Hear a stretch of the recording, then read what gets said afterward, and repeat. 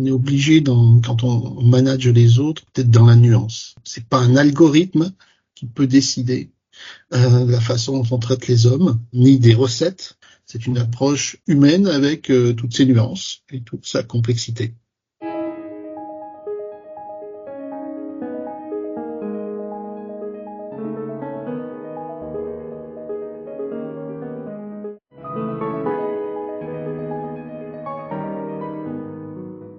Bonjour, je m'appelle donc Gérard Matancio, je suis directeur délégué d'une direction particulière d'Enedis. Alors cette direction, c'est la direction des dirigeants, des talents et de la dynamique managériale, qui traite à la fois de la gestion de carrière et des parcours des cadres et des managers, des 10 000 cadres et managers d'entreprise Enedis, mais aussi ce que nous appelons la transformation managériale, c'est-à-dire comment faire en sorte que nos cadres et nos managers adoptent les bonnes attitudes, les bons comportements.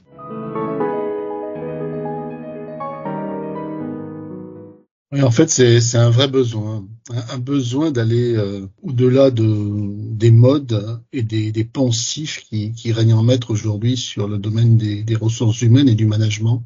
On est obligé, quand on manage les autres, d'être dans la nuance. C'est pas un algorithme qui peut décider de la façon dont on traite les hommes, ni des recettes. C'est une approche humaine avec toutes ses nuances et toute sa complexité.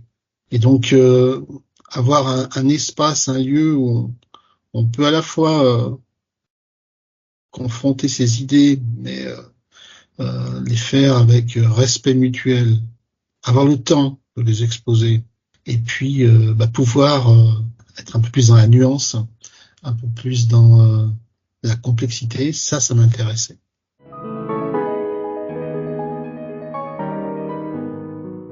Nous proposons des formations, mais ce ne sont que des préambules ou des apéritifs, je veux le dire comme ça, pour aller plus loin. C'est un peu comme un passionné de bricolage, c'est que ce passionné, par passion, il va aller approfondir lui-même le sujet, il va lire des bouquins, il va regarder des tutos. Là, pour le management, c'est pareil. Contrairement à ce qu'on croit, c'est pas inné. Je pense qu'il faut prendre le temps de lire, de se cultiver, d'approfondir les choses et puis de se poser, de souffler. La vie professionnelle, la vie tout court est une succession d'activités frénétiquement ordonnancées. Donc, il faut pouvoir faire une cassure dans tout ça. Je crois que quand on est en position managériale de leadership, prendre ce temps-là est absolument indispensable.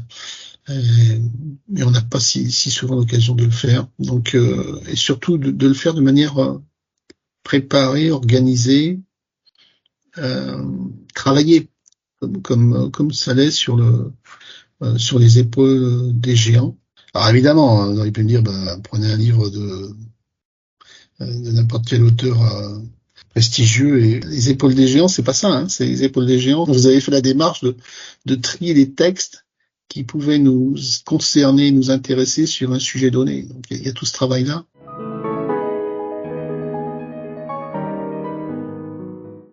Moi je dirais qu'on sort grandi. On sort grandi des épaules des géants.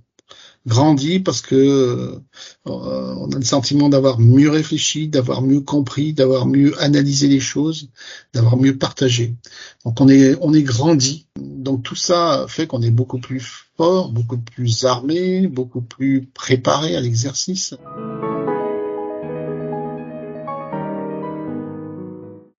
On vous transporte dans un autre espace-temps dans lequel on vous demande de prendre le temps, de digérer des textes importants, des textes majeurs, des textes puissants, et de les partager ensuite avec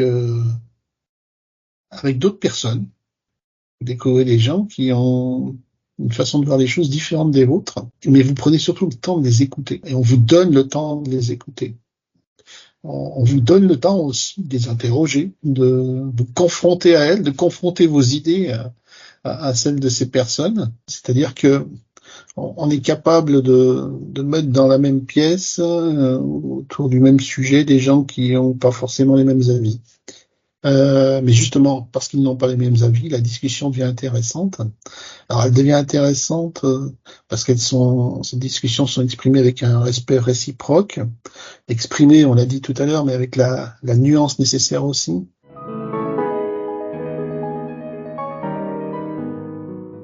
le point de méthode qui fait que vous n'êtes pas remplaçable, en tout cas qu'on peut pas se substituer à vous, c'est le questionnement que vous opérez.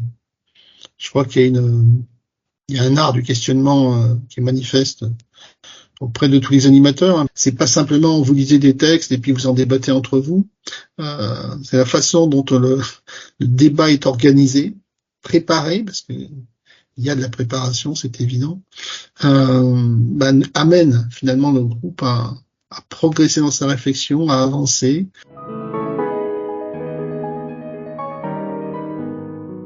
Nous avons plus de 2000 années d'expérience avant nous, de personnes qui ont vécu des situations extrêmes et qui ont écrit sur des sujets qui traitent de l'humain.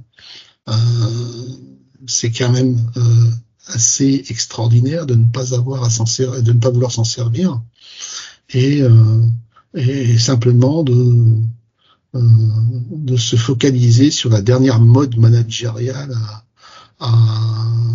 qui devient populaire.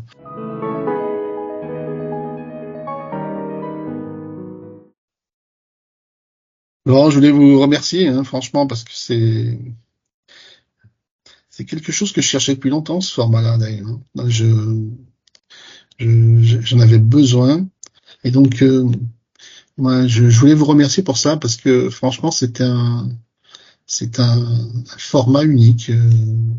J'en ai pas vu beaucoup d'autres, en tout cas de cette qualité et de cette profondeur.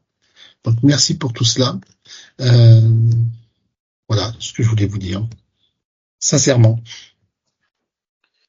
Et pas uniquement parce qu'il y a une vidéo qui tourne.